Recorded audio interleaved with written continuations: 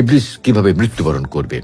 যখন ইবলিসের মৃত্যুর সময় হবে তখন দোজখের ফেরেশতারা দোজখের সবচেয়ে ভয়ঙ্কর স্তরের দরজা খুলে দেবে। আসমান থেকে মৃত্যুর ফেরেশতা 70,000 সহকারী ফেরেশতা সহ নেমে আসবেন। তারা প্রত্যেকে ইবলিসের প্রতি রাগে ফেটে পড়বে।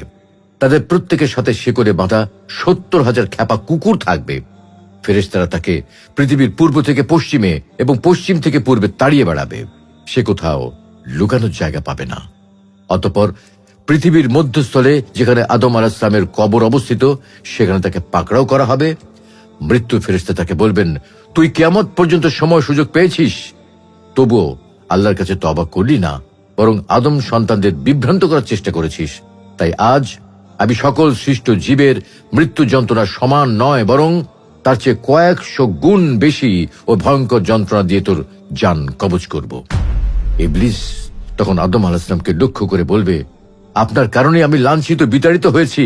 আমি আপনার অনেক সন্তানকে বিভ্রান্ত করেছি, কিন্তু শেষ পর্যন্ত আবারও আপনার এবং আপনার সন্তানদের কারণেই আজ আমাকে সবচেয়ে বেশি যন্ত্রণাময় মৃত্যুবরণ করতে হচ্ছে।